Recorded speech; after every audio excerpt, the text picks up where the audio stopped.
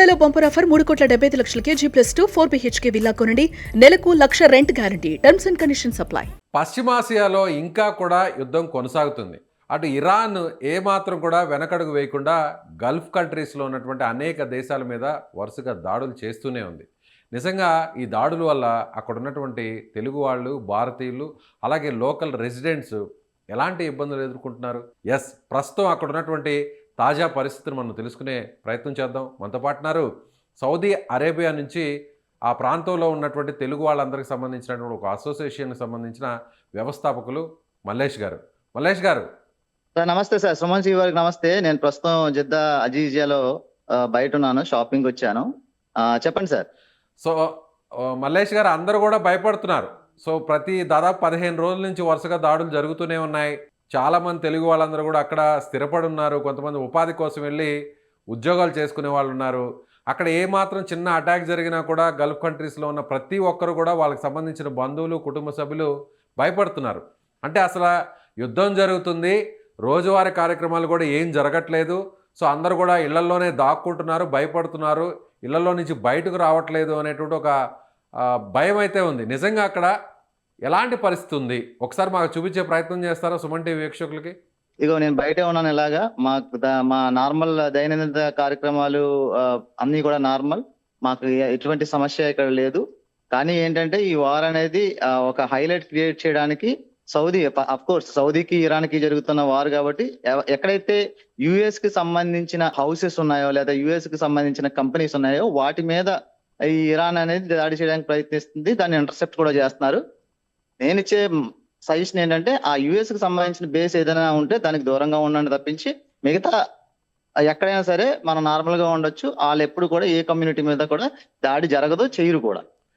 అలాగే మీరు అన్నట్టుగా యుఎస్ ఆర్మీకి సంబంధించినటువంటి బేసెస్ ఏమన్నా ఉంటాయి, ఆ బేసెస్ కొంచెం దూరంగా ఉండాలి అని మీరు రిక్వెస్ట్ చేస్తున్నారు. అలాగే అక్కడ లోకల్ గవర్నమెంట్ నుంచి ఎలాంటి ప్రికాషన్స్ ఉన్నాయి, ఎలాంటి కాషన్స్ ఉన్నాయి? ఇప్పుడు గల్ఫ్ దేశాలన్నీ కూడా ఎకనామికల్లీ స్ట్రాంగ్ అయినవి. ఖచ్చితంగా ఏదైనా మిసైల్స్ వస్తుంటే వాటిని ఇంటర్సెప్ట్ చేయడానికి కావలసిన టెక్నాలజీ అంతా కూడా వీళ్ళ దగ్గర ఉంది. సో అందుకనే ఆల్మోస్ట్ అన్ని మిసైల్స్ ని కూడా వాళ్ళు చక్కగా ఇంటర్సెప్ట్ చేస్తున్నారు. కానీ ఇంతకుముందు చెప్పినట్టుగా ఆ ఇంటర్సెప్ట్ చేసిన తర్వాత వచ్చే శకలాలు ఏమైనా ఉంటే అవి కింద పడటం వల్ల, ఫర్ ఎగ్జాంపుల్ ఇలా నేను బయట ఉన్నాను, ఏదో పైన మిసైల్ ఏదో ఇంటర్సెప్ట్ అయితే ఆ శకలాలు పడతాయి కదా, దానివల్ల ఏదైనా గాయాలు అవ్వచ్చేమో తప్పించి ఎప్పుడు కూడా ఈ మిసైల్స్ అనేవి డైరెక్ట్ గా ఎక్కడ కూడా అటాక్ అయ్యి చనిపోయిన వాళ్ళు ఎవరు లేరు, గాయపడిన వాళ్ళు కూడా ఎవరు లేరు. అలా జరగదు కూడా.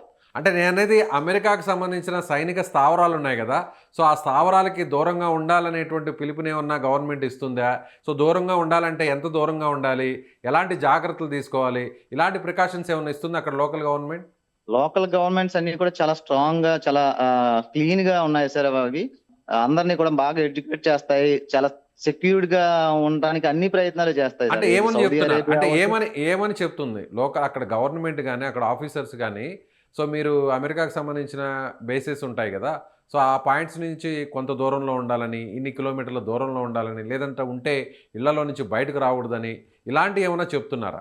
యాక్చువల్ గా సౌదీ బేస్ల దగ్గరికి దూరంగా ఉండాలని చెప్పడానికి అసలు అక్కడ వెళ్ళడానికే ఉండదు ఎవరికి కూడా. ఓన్లీ దాంట్లో వర్క్ చేసే వాళ్ళకి తప్పించి మామూలు జనాలకి అసలు అటు సైడ్ వెళ్ళడానికి ఆ స్కోపే ఉండదు. అది ఏదైనా అమెరికన్ బేస్డ్ ఏదైనా కంపెనీస్ ఏమైనా ఉంటే ఆ కంపెనీస్ లో ఎంప్లాయీస్ చెప్తా ఉంటది, రే బాబు జాగ్రత్తగా ఉండండి, బయటకు వెళ్ళకండి, లేకపోతే ఆన్లైన్ వర్క్ చేయండి, ఆఫ్లైన్ వదిలేసి ఆన్లైన్ చేయండి అని చాలా మందికి ఆఫర్స్ కూడా ఇచ్చేసారు. ప్రభుత్వాలన్నీ కూడా చాలా మంచి చర్యలే తీసుకున్నాయి. దానివల్ల ఎక్కడ కూడా ఏ విధమైన డ్యామేజ్ లేదు. కానీ ఇరాన్ వాళ్ళు సెన్సిటివ్ పర్సన్ టచ్ చేయడానికి, ఎయిర్పోర్ట్స్ ని టచ్ చేయడానికి ట్రై చేస్తున్నారు.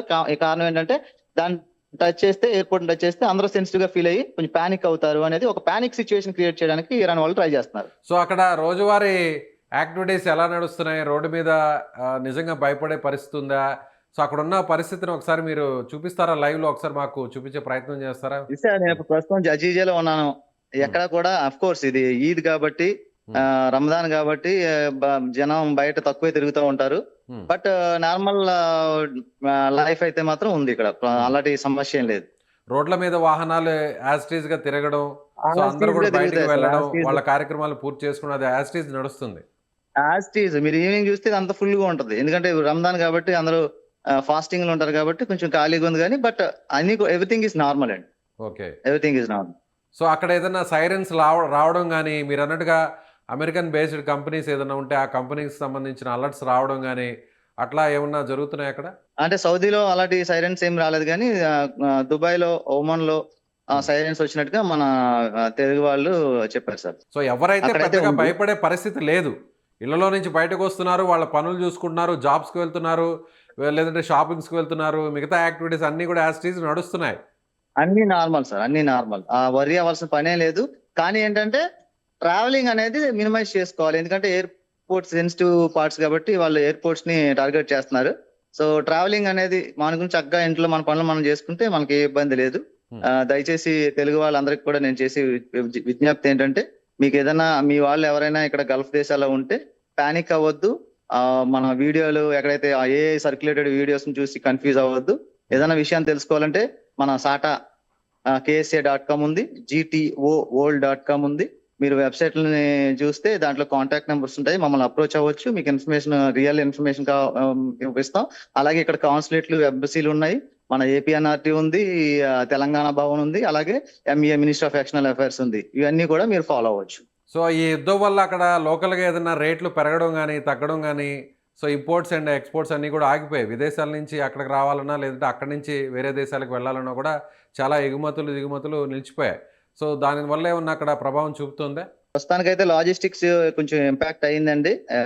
గల్ఫ్ అంతా కూడా ఎయిర్ స్పేస్ సడన్ గా ఓపెన్ అవడం, క్లోజ్ అవడం వల్ల కొంచెం ఇబ్బంది అవుతుంది. సో రేట్లు ఏమైనా పెరిగాయా నిత్యావసర వస్తువులు కానీ? ప్రస్తుతానికైతే అలా ఏం లేదండి. అదే ఆ విషయంలోనే మనం గల్ఫ్ ప్రభుత్వాలను మెచ్చుకోవాలి. వాళ్ళు జనాలకి ఇబ్బందికరంగా ఉండే ఏ పని కూడా వాళ్ళు ఈ వారిని బూచిగా చూపిస్తే చేయలేదు. మన ఇండియన్ ఏవియేషన్స్ కొన్ని కాస్ట్లు పెంచినట్టుగా జనాలు చెప్తున్నారు. అంటే ఎవరైతే ట్రావెల్ చేస్తున్నారో వాళ్ళు ఇచ్చిన ఫీడ్బ్యాక్ ఏంటంటే, వాళ్ళు ఏదో ఫ్యూయల్ సర్చార్జ్ అని సంథింగ్ ఇలా ఎక్స్ట్రా చార్జెస్ వేసి కాస్ట్లు పెంచినట్టుగా మనకు చెప్తున్నారు సార్. కానీ అక్కడ మాత్రం అక్కడ ఏవియేషన్ కంపెనీస్ ఎక్కడ కూడా సో సర్చార్జులు, మీరు చెప్పినట్టుగా సర్చార్జులు కానీ ఎక్స్ట్రా కాస్ట్లు కానీ రేట్లు పెంచడం కానీ ఎక్కడ కూడా ఆ ప్రైసెస్ హైక్ అయితే చేయలేదు. లేదు, అలా ఏం లేదు. మామూలుగా నార్మల్ గా కొంచెం లాస్ట్ మినిట్ లో బుక్ చేస్తే ప్రైజెస్ పెరగడం అనేది కామన్ గా జరుగుతుంది కాబట్టి అలా ఉంది. కానీ ప్రత్యేకంగా అడిషనల్ చార్జెస్ అయితే ఇక్కడ ఏమీ లేదు. ఓకే అండి, ఓకే రైట్ అండి Mallesh garu. Thank you so much. Thank you so much అండి. Thank you so much for showing our condition to our families back home. మీరు చేసే ఈ కార్యక్రమం వల్ల మన ఆంధ్ర తెలంగాణ ప్రజలకు కూడా కాన్ఫిడెన్స్ బిల్డ్ అవ్వాలని మనస్ఫూర్తిగా కోరుకుంటున్నాను సార్. ధన్యవాదాలు. రైట్ అండి. సో ఇది చాలా మంది, వేల మంది మన 2 తెలుగు రాష్ట్రాల నుంచి వెళ్ళి గల్ఫ్ కంట్రీస్లోని అనేక దేశాల్లో అక్కడ స్థిరపడ్డారు. అలాగే కొంతమంది ఉద్యోగాల కోసం నిమిత్తం వెళ్ళినటువంటి వారందరూ కూడా ఉన్నారు. అయితే అక్కడ ఉన్నటువంటి సిచ్యువేషన్ వల్ల చాలామంది ఇక్కడ ప్యానిక్ అవుతున్నారు. సో అక్కడ ఉన్నటువంటి తాజా పరిస్థితిని మీకు చూపించే ప్రయత్నాన్ని అక్కడ మన తెలుగు అసోసియేషన్ వ్యవస్థాపకులైనటువంటి మల్లేష్ గారు చూపించారు. Thank you so much.